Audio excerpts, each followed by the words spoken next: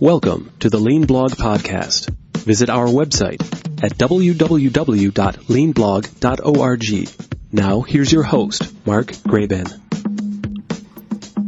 Hi, this is Mark Graban. Welcome to episode 353 of the podcast for December 2nd, 2019. My guest today is someone whose work I've appreciated for a long time. He is Quint Studer. I was first introduced to his book, Hardwiring Excellence, back in 2005, and have been following his work and reading his books ever since. Today we'll talk about hardwiring and other concepts from his first book. We'll also explore ideas from his latest book, which is titled The Busy Leader's Handbook, How to Lead People in Places That Thrive. It's a book that's intended for leaders in all industries. So if you'd like to find a link to Quint's books and more about him, including a full transcript of today's episode, you can find all of that by going to leanblog.org/353. Well, again, we are joined today on the podcast by Quint Studer. Quint, how are you today? Great, Mark. Thanks for the opportunity. Well, I'm really excited that we have the chance to talk. And before we talk about your new book, The Busy Leader's Handbook, when I first had the opportunity, the privilege to start working in healthcare back in 2005, everywhere I went, a lot of people were recommending your book, Hardwiring Excellence. And I really, really liked that book a lot. It was really helpful and inspiring. And, I saw that, there were a lot of connections, I think, philosophically to lean management. And so I was happy to have that first exposure to you. But I was wondering if you could tell the listeners who maybe don't know your background, a little bit about your career and experiences that led to the writing of Hardwiring Excellence. Sure. And, ask me a question that should take 10 minutes and I can take 10 hours, but I'll do the best I can. Sure. I started out as a special education teacher, and people ask me about that. And I think that was the best gift I've had. And I didn't know I was going to be doing what I did. And as a special education teacher, and I think this fits lean, it fits everything. The first thing you do is you diagnose the child. And I've seen one of the mistakes that businesses make is they read a book or they hear somebody speak, even, could be me, and then they rush off to start putting tactics in place because they make sense, but they're not diagnosed. So you diagnose a child. Second thing you do is you set a high goal for the child because you want to create as much independence as possible. You get everybody on the same page.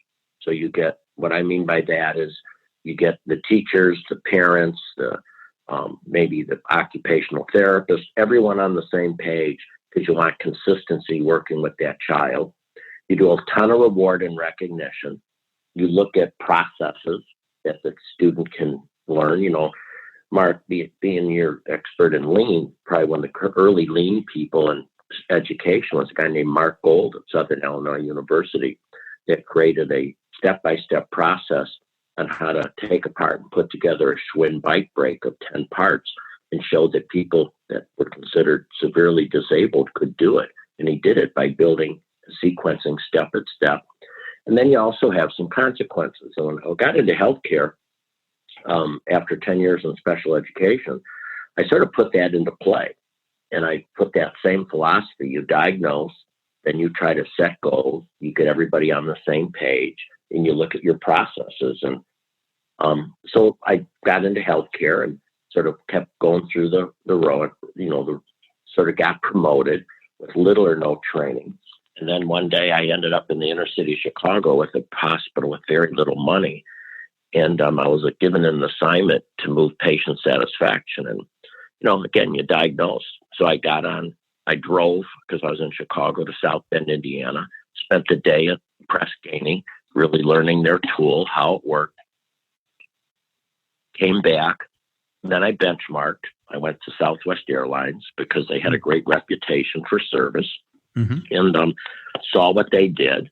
And they told me I needed to train managers and get employees involved, and did that. And we got a lot of luck. I went to Baptist in Pensacola and sort of duplicated it. The Healthcare Advisory Board did some research on 2 hospitals that had great satisfaction, and one was Holy Cross, one was Baptist. And then I started Studer Group, learned a lot along the way, and, wrote Hardwiring Excellence really it was sort of my love note in a way to middle managers who I think have the roughest job in all businesses, of ways that they could put some tools in place to be more successful. And along the way, I created various tools on consistency and urgency. And then when Studer Group was sold to Huron, I basically resigned from there and have been spending the last 4 years working with small businesses and communities, and dabbling in healthcare a little bit still too, with the permission from Huron. So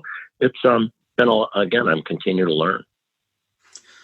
And yeah, and that's great. And there's a couple of things we can take a kind of unpack a little bit from what you said there. I mean, I think for one, the idea that you bring up about not just rushing to implement tactics, I think that's a common tendency in organizations in healthcare and beyond, and that could include lean, that could include tactics that come from Press Ganey. I guess ironically, that could include a rush to implement a tactic or tactics from what's I think come to be known as what you can call it Studer Group principles or Studer principles. I mean, let's say you're faced with a situation where you see an organization is just rushing to implement something. What would you do to try to coach those leaders about stepping back and helping them understand the need to first diagnose the situation? Well, normally, Mark, like you and me, when you come into an organization, they're trying to do it on their own. So I'd say 50% of the people that came to my talks or my 2-day conferences came there with the thought, I'm going to listen for 2 days and then I'm going to go home and do this on my own because I'm not going to pay him that much money to do stuff that we should be able to do on our own. So and then 99% of the work came from organizations that had failed to do it on their own. So here's what I find where they miss. They don't do a basic diagnosis, which I created a tool. What's the urgency? How does it go through the layers? And so for example, one of the questions I would ask people through different layers of the leadership is, how if this organization stays the same over the next 5 years, same processes, same tools, same techniques, same productivity measures. The only thing we can't say will stay the same is our revenue. But if we stay the same internally operational, will our results be much better, worse, or much worse? And usually the senior leadership team, Mark, will say, well, gosh, dang it, if we stay the same, we're going to be much worse. Minimally, they say maybe 75% much worse and 25% say worse. Mm-hmm. Yet when you go down the frontline supervisor, about half of them we can stay the same. So you have the crack the whip mentality. So the first thing I look at is, does everybody understand enough data to have seen enough diagnosis to at least know they can't stay the same, with lean. So I was at Valley Health System in New Jersey, one of my favorite places. And they did the survey and the CFO was stunned because everybody so much thought they could stay the same. And then he basically showed them, if we stay the same based on Medicare and Medicaid and self-pay, we're going to take a profitable organization in 4 years, not be profitable. So a big part of it is this, and I'll say, number one, you look, do they have the right accountability system to hold the gain? So, reading your book, Lean Hospitals, if somebody comes in and you put in a better system, but a year from now, that manager is not being held accountable for the outcomes of that system, because your job wasn't to put in better processes. It was to put in better outcomes. So we'd say, do you have the right accountability system? Do you have the right training? And not just training in that tactic, but if I don't know how to run a meeting, I'm wasting a lot of time. If I don't know how to hire better, I don't have the right hires. If I don't know how to get rid of people, I have people in there that aren't going to implement. So do I have the right skill set? And then the third thing, which I think you and I are talking a lot about, is, do I have the right sequence? So Franklin-Covey research says somebody can put in about 2 changes. If I change 2 behaviors, I have a pretty good chance of pulling it off. 3, I reduce it in half. And 4, I'm down the tubes. So most of the time when I go into organizations, I would be, to convince the CEO, which was hard because the ego's there, you might have to say you went too fast. You got to go back and sort of regroup because you've moved so quick, you haven't, as we call it, hardwired or baked into the DNA that this is what they've got to do. So we just did that. I'm on the board of a great organization called Tri Health in Cincinnati, and Mark Clement loves to move quick. I've known Mark forever. But one of the things as a board member I pointed out to him was, you might want to back up a little bit. And he did. He was grateful. So those are things I find. I think sequencing is where hospitals and health systems or small businesses get messed up. They try to go too fast. Yeah. Yeah, I see that a lot in the context of lean. And I think there's different ways of saying similar things. You talk about sustaining improvements or hardwiring improvements. Part of what I hear you saying is hardwiring. It's too late. Is it too late to think about hardwiring after we've implemented something? Do we need to think about from the get-go how to prepare for hardwiring? I imagine diagnosing and getting alignment around the need for change is probably a key contributor to being set up to be hardwired. Is that fair to say? Yeah, I think one of my favorite articles, and I got into Chicago in 1993 with Mark Clement, who's now at Tri Health, and we were involved in this cultural transformation. We're pretty excited about it. James Collins came out with his book Built to Last, and we were really cool into this cultural transformation. And then darn it, if John Cotter, excuse me, doesn't put out a book or an article in 1995 from the Harvard Business School that says why cultural transformations fail. I said, yeah, you're right in the middle of it. And he tells us it's going to fail. And he talked about the fact that 70 to 80% of most changes, whether it be lean or anything else, will fail. And they don't have to fail. So it's a 1995 article. I encourage anyone to go online and look at it. It's called Why Cultural Transformation Fail. And the first 2 points they make is, do you have the right burning platform? Because, change is hard on people. Why do they need to change? Why do they want to change? And why don't they have any choice in change? And the other one is, do you have the right guiding coalition? And I think sometimes the guiding coalition, like senior executives think they have the guiding coalition, but it's not big enough. And that's why you have to sort of bring people into the loop so you have that critical mass. So those are 1 and 2, burning platform and critical mass. Yeah. So one of the other, I think, really powerful concepts from hardwiring excellence is the idea of the flywheel and the idea of trying to build momentum that then becomes more self-sustaining. I'm curious your thoughts, or if you for one can talk about that flywheel concept and how do you help break, like, in a way there's almost a negative flywheel in a lot of organizations where leaders say, well, yeah, we need to improve, but we're too busy to improve. So we get stuck in that cycle of, because we're too busy to improve, it get worse, it becomes more overwhelming. There's, how do you shift, kind of negative momentum into a positive flywheel momentum? No, it's interesting to say that because we just did this Entrecon for small businesses here in Pensacola. And there were some people from outside Pensacola, but basically more Pensacola. So I called the CEO who didn't send anybody. And I was sort of stunned. And I said, you never sent anybody. He goes, we're just all so busy. Mm-hmm. And it's sort of like, well, we're too busy to get better, so we know how to manage our busyness.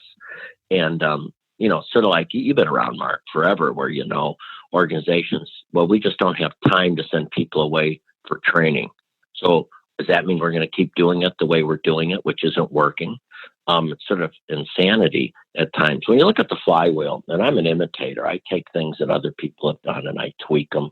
James Collins in Good to Great showed the flywheel, which was passion, figure out what you're really good at, and then get the economic results that you need so you can keep sustaining it.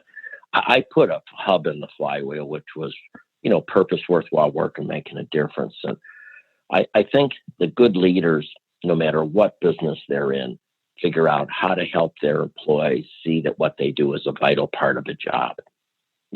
From a coffee shop to a candy store, to a bookstore, to a big business.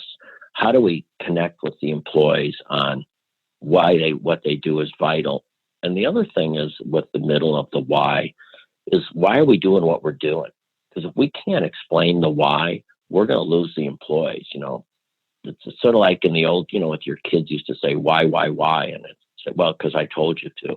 Well, you got to get to the point where you got to connect it, because true leaders create a culture where employees do it because they want to do it, not because they have to do it. However, sometimes you have to create the have, because if I have to do it, then I see the outcomes, and it makes a lot of sense.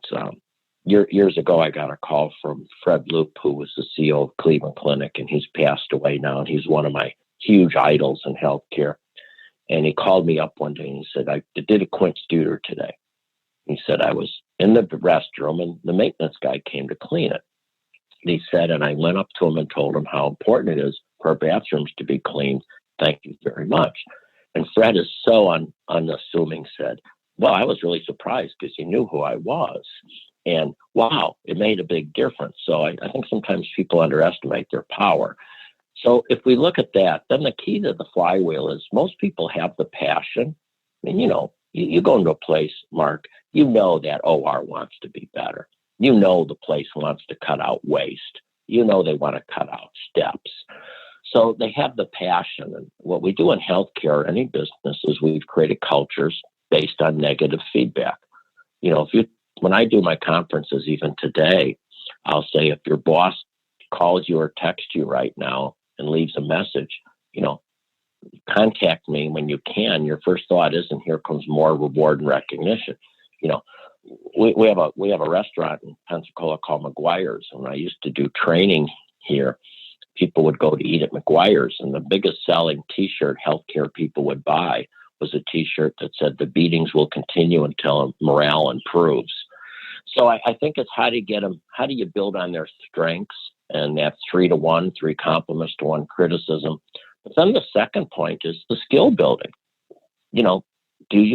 Have you really invested in your managers to have the skill? Mark, you go into an organization, of course, I've seen unbelievable great results with Lean. I've seen organizations take out waste, take out steps, and the employees are really pumped about it. But for that manager, you've also got to help them beyond that. What are some other skills that they need to give them time back, whether it's handling a tough conversation, whether it's figuring out cost of goods, whether it's figuring out, how to discuss compensation, opportunities for growth. So we really want to give that manager enough training so they have the time to do some of those things. And then when they get the results, people ask me, I'm sure they've asked you, Mark, well, how do you sustain the gain? By getting the results. When you get the results, people are so excited. They want to keep going. They don't want to stop. And so I think that's sort of how the flywheel was meant to work, to be a self-sustaining DNA in an organization. Yeah. And, I think there are a lot of parallels in what you're saying to what we might hear from Toyota, or what we might describe as lean leadership, that leaders need to, help build capabilities. Leaders need to help set direction. And, coming back to what you were saying earlier, employees are I think often, they want to do good work, but they may have gotten, comfortable with the situation, and they might be, afraid to take on something new, and they might be afraid of criticism. And that's where I think what you're describing is so powerful, the role of leaders to, help get that process rolling, to get things unstuck, if you will, instead of just, sometimes, unfortunately, you hear leaders sort of, blame employees for not being on the bus, or whatever analogy they're using. And the one thing I think is, really strong in what you've written and said over time is, that it comes back to servant leadership. And that's another really important part of the, I think, Toyota philosophy and lean management. So I was wondering, if you could talk a little bit more about servant leadership and why that's such a necessary approach to really have an excellent organization. Sure. Before that, I want to talk a little bit about change. Some years back, Regina Hertzlinger from Harvard asked me to come to a session on what are the key leadership skills that they should be teaching at the Harvard Business School. And it was interesting because the number one skill that we came out with was change. And yet when you go to cities or communities or small businesses, or, again, I'm doing a lot of work now with communities, and you ask people how much training they've had in change, they really haven't had a lot. And if you look at change, there's different quadrants of change. And I've always thought that the person that has the greatest advantage in adapting to change in an organization is the new, inexperienced person, because they've never gotten into the habit of doing it the other way. Then there's the relatively new, but I can make this change, but I haven't been doing it for so long that it's baked into me, so I can handle the change. The third quadrant is, I've been doing it. I've been going through this checklist, and it's more comfortable to keep doing it the way I'm doing it. But if you make this adjustment, it'll be uncomfortable, but I can handle it. And Mark, I have found the person that struggles with change the most is the person that's been sitting there the most successful with the current method of the way they're doing it, because they're so used to it that they do it. So I think if you look at servant leadership, it's trying to understand where people are on the change spectrum. I just had a talk with a fella from Cox Media, and because I'm going to be up there talking about change in a couple of weeks in Atlanta. And the question is, you have to even have great empathy for the person that's experienced, that's always been doing it a certain way, because they're multitasking. And when you're a servant leader, you're basically trying to understand where that person is in their own life with their own change. I think you've got to try to go where they're at with the whole empathy. And then you've got to figure out, what barriers do I need to remove for them to be successful? How do I reduce their anxiety because they're afraid of failure? And then, do they have the skills that they need to be successful?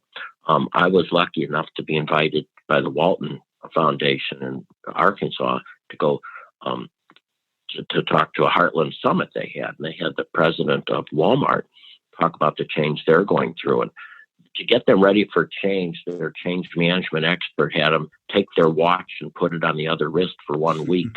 And people in the audience were fidgeting. You're not going to make us do that, are you? But I think leaders miss the obvious. And I write about this a lot, that they're a role model and people are going to watch them.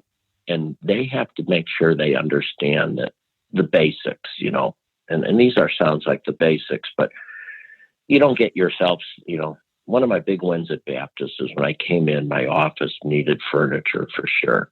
And people asked me if I wanted new furniture. And I said, no, just find some stuff in the storage area and I'll use whatever's sitting in the hospital. Because how can I spend money on me when we need better wheelchairs? We need blood pressure cuffs.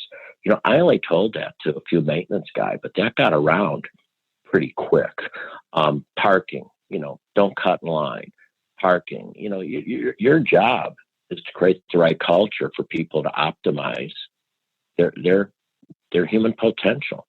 And I just think, I joke all the time, Mark. When I was young, I wanted to be the president of a hospital so I could make my own schedule, have this cool parking spot, and dang it, if by the time I got there, they didn't flip the chart upside down, or I had to park farthest away from the hospital, blah, blah, blah. So I think it's just, how are you creating the right culture to help other people achieve their potential? And dang it, if that's not a great feeling to see other people being successful. I love the fact, Mark, when I looked on LinkedIn or something, there are so many people that came to my training that I knew that were administrative residents, directors and VPs that are now running healthcare systems. It's like a coaching ladder. It's pretty cool to see their success. Yeah. And, speaking of LinkedIn, I asked some people on LinkedIn if they had questions that they wanted me to ask you. And I want to share one of those because I think it's on this theme of servant leadership. And, I work for you as a leader.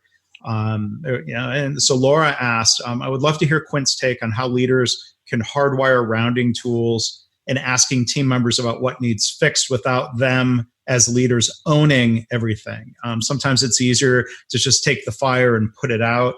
But lean, and I'll add, I think other approaches would encourage empowering the team. So what are your thoughts about finding that balance of being a servant leader without feeling the pressure to do it all or creating dependency, perhaps?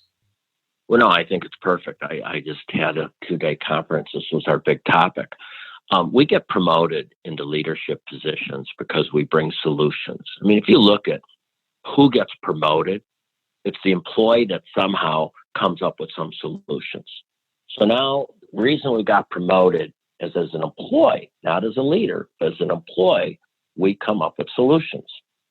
Now as a leader, we somehow think that's our job to give the solution.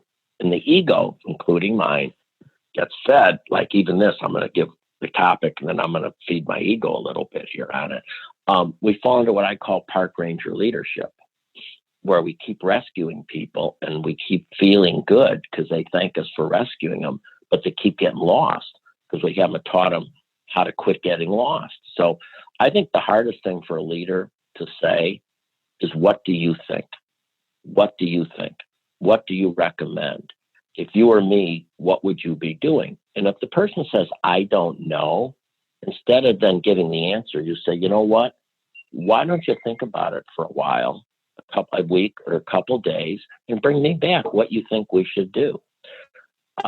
It's almost unbelievable. And here's an example. Cleveland Clinic years ago, managers up on the unit, says to the people, talking about things, and people were complaining about inventory.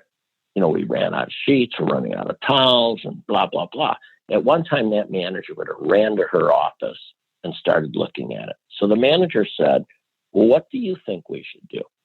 And they said, well, our census has been so much higher than we're used to. Maybe we should be re-looking at what our standing inventory is. And the manager said, well, why don't you guys come back to me on what you think it should be? We make leadership harder than it has to be because we're just tend to be solution people. So I was at a conference one time, and these people, and I wish I knew their name right now, and I'm sorry I forgot, but what they said was really cool. They said, when you ask people what they think they should do, a great majority of them are afraid to take the risk. They'll say, I don't know. Mm-hmm. And if you say, well, if you did know, what would you do? She said, 70% of the people will then tell you something. Because you've given them, you put a safety net in. I also think as a manager, what you have to round often enough to play offense is you're overwhelmed. I had a CO said, Quint, I can't do this rounding. I was up on a nursing unit the other day. I was up there for 40 minutes. I said, well, when was the last time you were up there? He said, well, I hadn't really been up there in a long time. I said, right. They don't know if they're ever going to see you again. And I call it playing offense. You go onto that unit and you start off with, tell me what's going well today. And then they look at you, say, is IT there? Is your systems there? Is the staffing there? And yeah. Because it's usually better than people think. You only talk to when something's wrong. Who should I recognize today? You hit those two positive things. And then you say, the magic question is, do you have what you need today to do your job? And they're either going to say yes, and then you say great, and they're going to say no. And then you can go into what I call a solution conversation. Mm-hmm.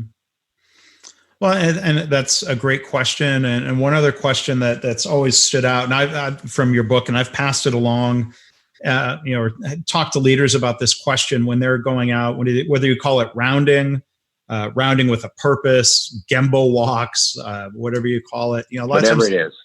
Whatever it is, leaders will try to engage with people, and employees might be timid for different reasons. And the one question I remember you recommending is to not just ask the questions around what can I help you with, what needs to be fixed, but to also add, it's okay, I have the time. And yes. I found that's a very powerful practice. So I'm curious if you could share a little bit more about why it's helpful for a leader to say something that seems obvious. It's okay, I have the time to talk with you about it now. Well, I think people have this issue with, I don't want to bother you. You don't have the time. I can't tell you how many people will eventually contact me and say, well, I didn't want to bother you. Or they will finally I'll see them and they'll say, yeah, I've been wanting to talk to you, but I didn't want to bother you. And I said, that's your issue, not mine. I'm available. And I think what happens is we sort of learned this with nurses. You'd ask patients why they didn't tell the nurse this or ask the nurse this, and they'd say, well, they're so busy. They're so busy. Then once the nurse started saying, hey, before I leave the room, is there anything more I can do for you? I have time. It released that conversation. So I think same thing with the leader. You're important. I have time. I'd like to really learn what's going on, but I just think we play defense. We have a great hotel chain called High Point, and I spoke to them last week. They're all managers in hotels, and I talk about the fact that as managers, we have to play offense a little bit, but you have to be out there on the field, letting people know you're interested. And then the other thing I think, Mark, is you've got to let them know you're going to follow up. And I know this sounds crazy, Yep. but when somebody writes it down, if you tell me something, and I just look at you and I shake my head, you're wondering, are they going to follow up? But if I write it down, whether it's on a phone, whether it's on an iPad, whether it's on a piece of paper, and then I come back with you, I'm building trust. One of my favorite stories is when I first got to Baptist Hospital, I parked far away, and I'm walking in, and it's like 7:00 or so, and I see a nurse, and I just introduce myself and tell her I'm the new administrator of the hospital, and tell her I work for you. My favorite line used to be, I work for you. What should I get done today? And they'd look at me like maybe a urine screen would be a good idea, And this nurse said to me, and I loved her because she said, I'm going to leave here in 12 hours. It's going to be dark when I come out to my car. Those bushes have overgrown, and I get scared somebody could be behind those bushes. Yeah. Can you get the bushes trimmed? So we went in, I called facilities. They trimmed the bushes. They actually fixed the fence a little bit. And she went back out that morning at that night at 7 p.m. when it was dark, and she saw trimmed bushes. Mm-hmm. Now, if you'd say to her, what do you think of the new administrator? She wouldn't say, well, he's really good at vertical integration. He understands population health. He's an expert in process improvement. She'd say, I like him. Yeah. And I think our goal is to constantly be looking at removing excuses and barriers from people while giving them the skills to be successful. Yeah. That's really, really powerful stuff. And let's talk about the new book, The Busy Leader's Handbook. We've talked about, leaders are busy. You said earlier, about writing a love letter to middle managers. They have the toughest job. Is this book also in a way that love letter or something that's meant to be helpful for leaders at all levels? Yeah. For years, people used to say to me, are you ever going to rewrite Hardwiring Excellence? Are you ever going to update Hardwiring Excellence? And a couple times I tried, and then I started reading it, and I sort of liked the tone and the sequence. Mm-hmm. So I really haven't. I started putting this book together, and I think it's sort of like, it's not Hardwiring Excellence, but the goal is the same, to give people particularly skill sets and tools and techniques to, one, reduce my anxiety. And when middle managers or anybody reads this book, the first thing they're going to do is feel pretty good, because they're going to find out that they do a lot of things pretty close to what I recommend. So the first thing I want them to do is not be so defeated, because, people go home with what they can't do instead of what they can do. If I have 100 employees and 98 of them are doing well, it's those 2 that aren't doing well that I take home with me every night. So I want them to get out of the book. I want to reduce their sort of I want to reduce their feelings that maybe they're not good, because they are, because they're in a role that's vital. So I want to help them with their self-confidence. Number 2, I want to reduce their anxiety. That how do I handle this situation? I got a tough conversation coming up. How do I handle it? I want to reduce their anxiety. And number 3, I wanted to give them a desk guide that they can go to. Because here's what I've learned. I can take people off site for every 2 days, every 90 days for 2 days. And we can talk about all sorts of stuff. And everybody likes it. But I'm not going to use it until I need it. Right. If you talk to probably any woman the great majority of them will say, someday I'm going to have a baby. And they might even had a health class in high school that talked about pregnancy, but they probably really aren't going to get connected to it till they're pregnant and want a little bit more. So I wrote a book that a person can certainly read all at once, but I really wrote a book so you can get and say, hey, here's what's going on right now. You know, how do I create a more safe environment for our employees? How do I measure what's important to us? You know, how do I become more self-aware? What do I do when I'm feeling stressed? So I really wanted to write a resource guide. So I was with John Maxwell about a month ago, and he said, they asked him, what's his favorite book? And he said, the one he's currently writing right now. Mm-hmm. That wasn't me. My favorite book for years was Hardwiring Excellence. You know, I've had other books, and people say, Quint, what book should I read now? I'd say, well, read Hardwiring Excellence. It's still my favorite book. I'd say Busy Leader Handbook is now my favorite book because I think it really takes some of the concepts I wrote years ago, but brings them up to today. And I think it has a lot more tools. I've learned a lot. I've learned so much more now what managers face. So I could write a book on what do you need to know now. So I'm very, very pleased with the book, and I appreciate the way Wiley's, pushing it. It's in all the airport bookstores, and it's I appreciate what they've done to really helpfully get it in the hands of people. Yeah. And it's a very scannable book. I mean, I think, the table of contents makes it really clear. If somebody's got a particular challenge, they can jump right to a chapter and find something that's useful. And that intended audience is really busy leaders in any industry, right? Yeah, any industry. I was real sensitive to that. It's interesting too, because I think in healthcare, people actually get a lot out of books that aren't for healthcare. If you look at some of the books they read, remember, who moved my, that's how we were going to fix healthcare for about a year. Everybody's going to read the book, Who Moved My Trendy. And and then we were going to get gung ho, and then we were going to become, run a nuclear plant, and then we were going to run a ship, all sorts of things. So this book's really meant for any leader. And it's, basically isn't for anybody in a leadership role or a manager's role. And I think chapter 1, Mark, is so vital. And you talk a lot about it. And, let's face it, with what you've been trying to do over your years is like pushing an elephant up the hill here. Because in order for people to put lean in, their ego has to be deflated enough to think that they've got to change. And they've got to trust somebody else.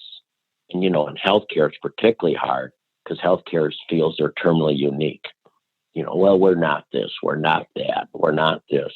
And I think in chapter 1 is the key to this whole thing, is you've got to deflate the ego. So, when Mark Clement at TriHealth said, you know what, we've been moving really quick. And by the way, he's been getting some unbelievable results there too. But yet, even with unbelievable results, being named one of the top systems in the country, he still had courage enough to say, but in a few areas, we probably got to slow down a little bit. That's an ego deflation. And I think that's that self-awareness. And we get self-awareness sometimes on our own. We get self-awareness on measurement. We just did our employee engagement survey. And one of the things we struggle with is our employees not feeling they're getting opportunity for growth. So, well, it might not be growth as you move up in the role, but can we grow you in your own skill set? Well, if we don't have that type of data, we can con ourselves. And, it's sort of cool. I was just talking to Louis Gump, who's an executive at Cox Media. And he said to me how Cox is family oriented. When James Cox passed away, who started Cox, in his will, he basically told them, always take care of your employees. So I thought, well, that was beautiful. He wrote that. How do you know you're taking care of the employees? And Lewis then went through all the way they measure where their employees are at. And I can't tell you how many organizations I think are hypocritical because they say our people are number one. They're the lifeblood of the organization. And yet they say it, but they don't measure it.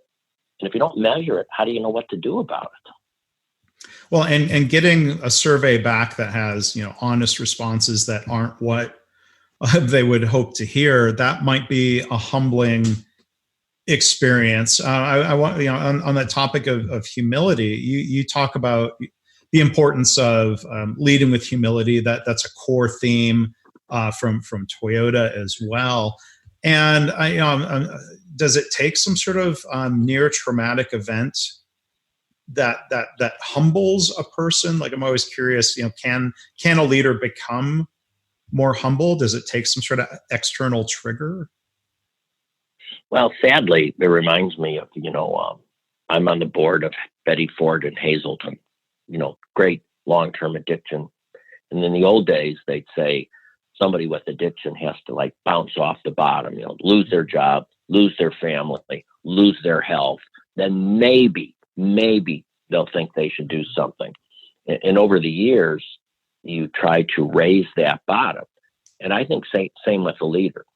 Sometimes you don't have to have that traumatic experience if you're measuring along the way. But sadly, sometimes it does take that. But hopefully we don't. So for example, again, we have, I have a property company, I have a baseball team, and so on, and we measure all the time. And I'm doing an employee engagement rollout video here at 3:30 this afternoon, and I'm going to show areas we need to improve upon.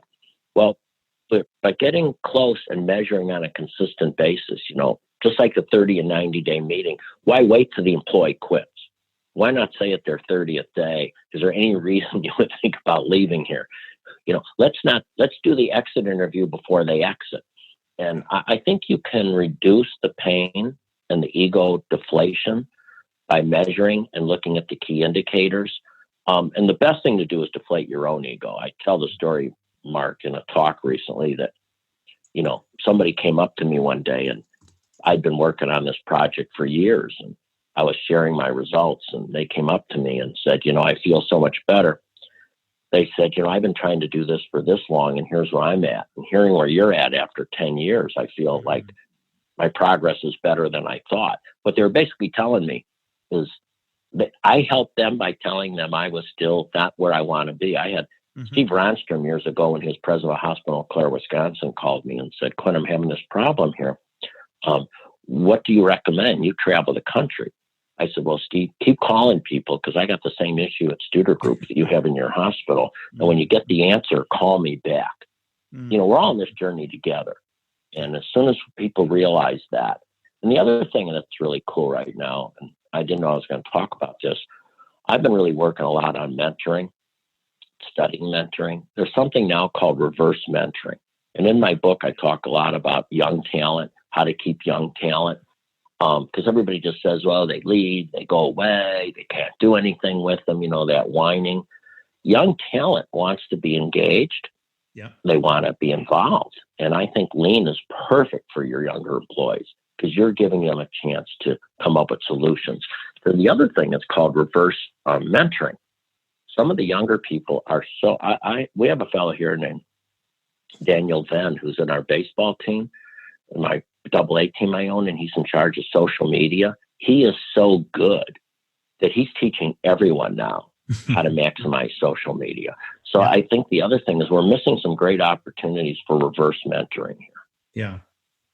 And I do want to come back to any lessons from the baseball team, because I think that's a really cool thing that you've gotten involved in. But going back to the fundamental question of the new book, and again for the listeners, it's the Busy Leader's Handbook: How to Lead People in Places That Thrive. I mean, kind of back to a core question: why are leaders so busy, or why is it that they feel overwhelmed with being too busy? Well, because I don't think they have the skill set. I think over the years, people get put into jobs, they get promoted. 95 to 98% of people that get promoted didn't go to graduate education on leadership. Yeah. They basically were really good at their job, and they got promoted. So Dave Wagner, who's the president of the Zix Corporation there out of Dallas, who's now bought App River, told me that, he went from, being an employee to leading employees to leading leaders. And now as a CEO, he's leading executives, and it's hard. Yeah. And I just don't think we spend money on skill sets. So I got asked on it by someone, is this a time management book? I said, in a way it is, because the best way to give people time is to give them a better skill set. because there's a waste of time and there's a waste of mind. And if you look at this book, if everybody did this book, it just did the 41 best practices or so, they would gain a ton of time back because their meetings would be run better. They'd understand process improvement, like you said, to take the waste out, to make it more efficient. They'd understand when you have to fire someone instead of hanging on to them. They'd realize how to manage customer service so they're not dealing with so many complaints. I want to give managers a better life because when I was a supervisor, I didn't get any training, Mark, in healthcare, except one time the hospital heard the union was coming. So we had 1-day training on how to be better leaders. But until I got to Holy Cross Hospital in Chicago at Mark Clement, I had never had a system say, we're going to invest 64 hours in training on you. Yeah. And so I think we just have not been good at giving people the time to get better. And they're not going to ask for it because they're sometimes embarrassed or don't even know what they don't know. Yeah. In my book, Hardwiring Excellence, one of my favorite statements is, you can tell the values of an organization and how much they put into training and developing their talent.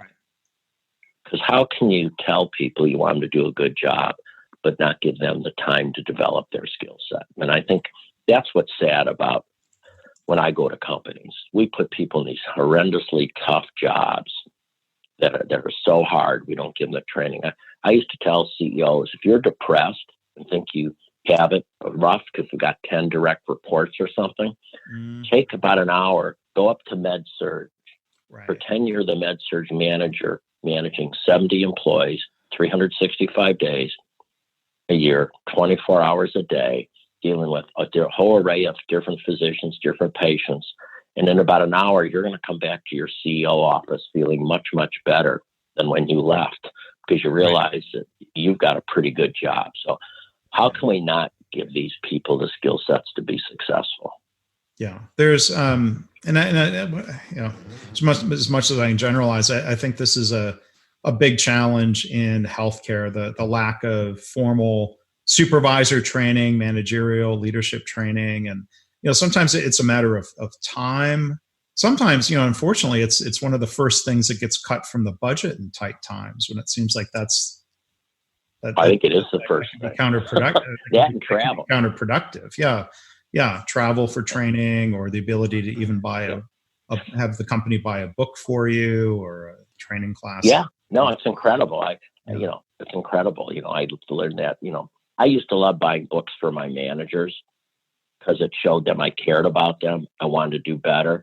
But I'm always amazed at these organizations that will say we're $1 billion organization, but then they panic over spending small amounts of dollars for that. I think the other thing we fall into the trap too, and I've learned this more and more, we think that there's a department that should be doing training. Oh. Okay, well, we have the human resource department, or we have an OD department, or we have a training department. Those are there to be helpful, but the key person that has to develop the people is the person who they report to. And I'm a huge believer. People used to, if I wanted to make $1 zillion at Studer Group, I could have came in and said, you guys aren't the problem. It's the employees. We're going to do massive training of all the employees. Now, I didn't do it because it wouldn't work. Because what happens is employees hear from an outside person, but then they go back and they look at their manager. Yeah. So I think this whole idea of mentorship and learning how to coach, Harvard Business Review just put out an article this week, which was great, on most managers don't know how to coach, but they can learn. Yeah. And I think I tell people development is part of everybody's job. And your job is to develop the people that work for you. You don't say, even though you have a department, possibly in a big company, they're there to help you learn how to develop. They're not the developers. And I think that's the other mistake that companies make, particularly. So small companies don't train because they don't think they have the resources. Big companies sometimes think that somebody else should be doing it. When in reality, it's training your managers on, your training and development department should be training managers on how to do development, not that they should be coming to them for development. And most do. Most are sophisticated. Most training development departments and HR departments realize that they've been pushed way too much to take on a role that they can be helpful in, but it really comes up to that top executive to make sure that the people under him are being developed. I used to say to CEO, look over your team. Who are your best performers? And he'd say, oh, these three are great. And I said, well, what if the rest of your team were as good as those three? Oh my gosh, my life would be better. I said, then it's your job to get those rest of them to those three. We're all developers. And when you talk about developing an organization, there's another question here from LinkedIn from Sabrina.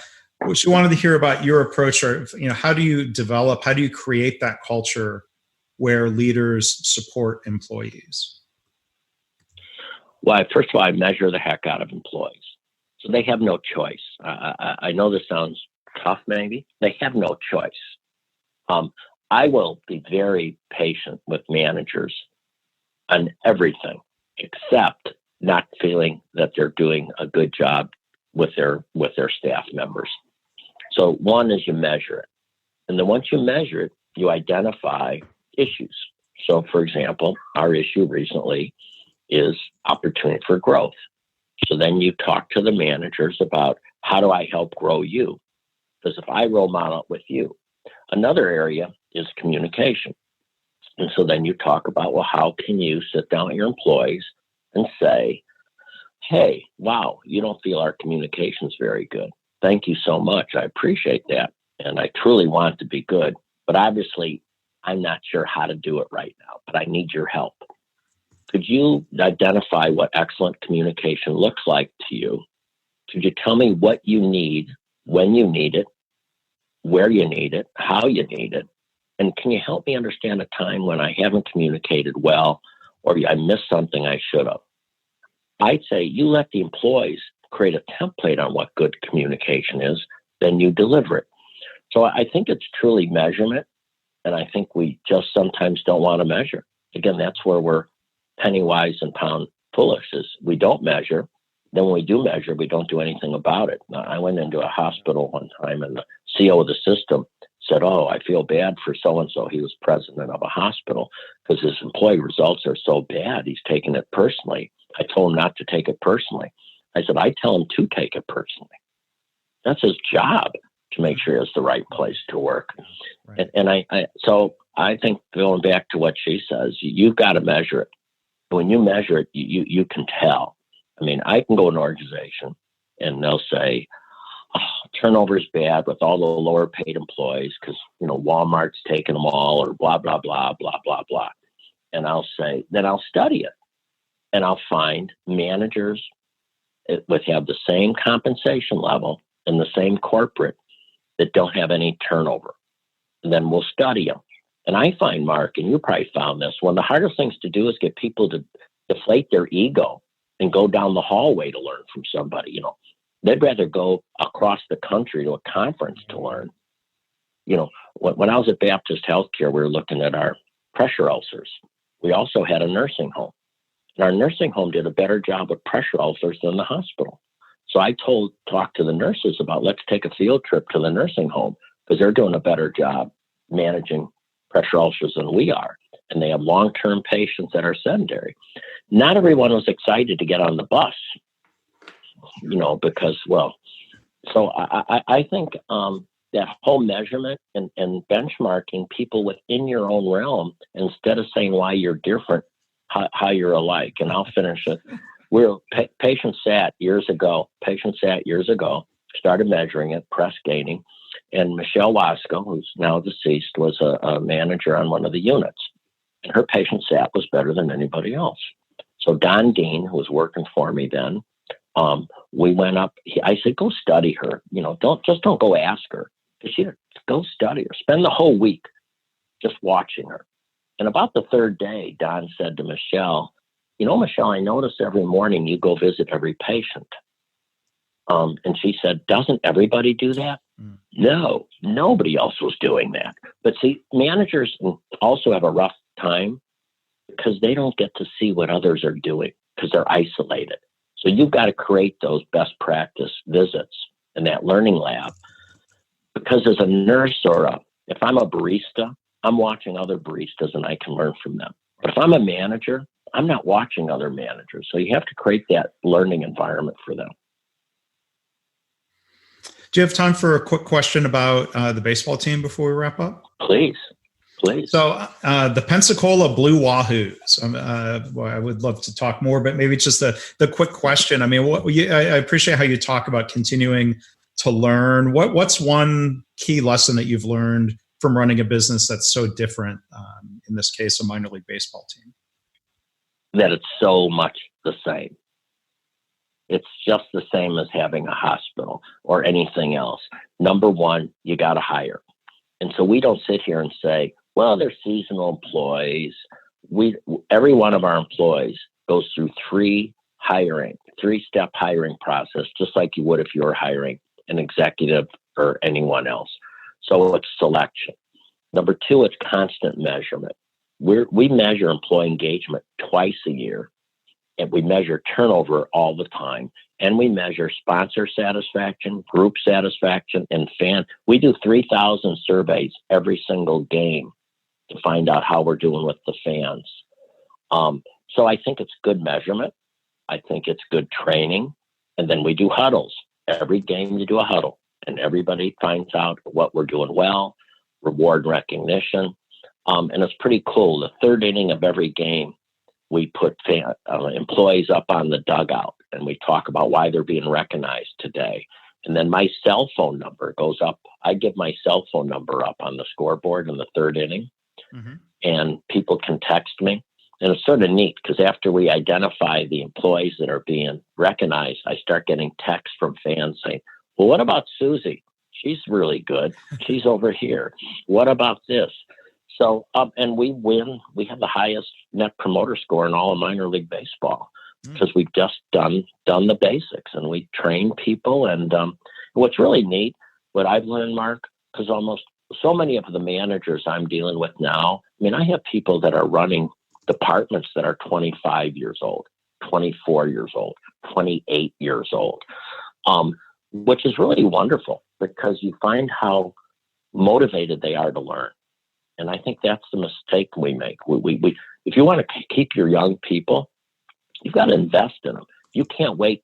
They'll be patient enough to wait till they're in their 30s to go to their first meeting or their first training. So I think that continuous training is just vital. And you have to teach them process improvement because they're the ones with fresh pairs of eyes, and they're the ones who want to cut out waste. And you can't wait. And that's why your techniques, your systems, like say what you've done over the years is I have great respect for it. And I think you have to do it. And private business, it's not just healthcare. It's everywhere. So baseball has been a great experience for me. We do one other thing that nobody else does. It's sort of cool. We have a lot of scouts at these games, and scouts have a rough life. They're in a hotel all the time. Yeah. We give them free food, which most minor league teams don't give them free food. And then we give them a $30 gift certificate to go downtown while they're in town to have breakfast or coffee or lunch on us. They get a personal note from me with my cell phone number. And scouts will tell you in minor league baseball, the best place they want to come to is Pensacola to scout a game. So it's always looking at what can we do to make our stakeholders' lives better. And that's part of your community development commitment beyond the team, the work you're doing in Pensacola. You're supporting that as well. We're a big one, Javad. We have 300 to 350 seasonal employees. We have about 22 full-time.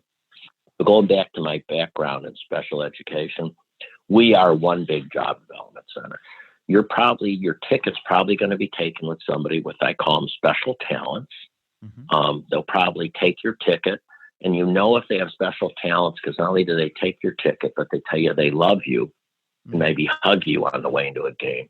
You're going to see probably 3 to 4 people right off the bat that are in wheelchairs helping you. So we really take seriously job development because we feel that we're a job development training center for the community. Well, it's fantastic. I hope to come see a game at some point. Please.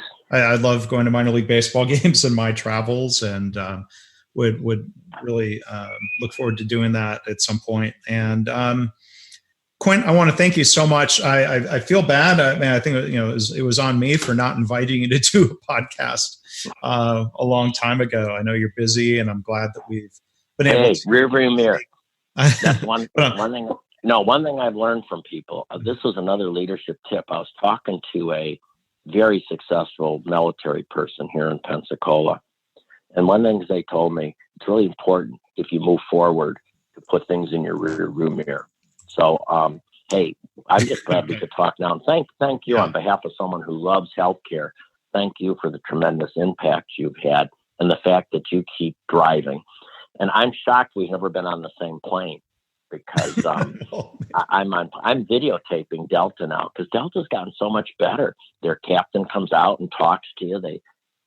It's interesting. We just had the VP of Southwest Airlines, Julie Weber, in town talking about they have 21 touch points Southwest Airlines do when they hire a new employee. So you can sort of see the airlines that are moving in the right direction, and you can also see the ones moving in the wrong direction. I know you and I are on planes a lot. Well, yeah, you're flying Delta, I'm flying American, and I don't know if American Airlines. And I guess I didn't say. From my perception, is American Airlines does not have the Southwest culture. You can see it when the employees are frustrated and they're being put in a bad position. We just had that. Bad for them. We just had that. We just had an employee from Wisconsin was staying at a hotel because we have stores in Wisconsin, and he got all gung-ho about complimenting people. So he got on an elevator recently, saw an American Airlines pilot and went to compliment him, and the guy said, "Listen, we have a lot of problems. Don't fly American." And this is a guy on the elevator. So no, I'm with you. You can tell those that do it and those that don't. Yeah. Well, thanks again, Quint. I hope listeners will check out all of Quint's books, including the most recent book, The Busy Leader's Handbook: How to Lead People in Places That Thrive. I hope you're not too busy to pick it up. But again, like Quint said, it's designed where if you're looking for inspiration or some tips, you can jump in to a part of the book and find a small batch of insight and help. So again, our guest has been Quint Studer. Quint, thank you so much for doing this. Maybe we can do this again sometime. Oh, I love it. Thank you so much. Thank you. Bye-bye. Thanks for listening. This has been the Lean Blog Podcast. For Lean news and commentary updated daily, visit www.leanblog.org. If you have any questions or comments about this podcast, email Mark at leanpodcast@gmail.com.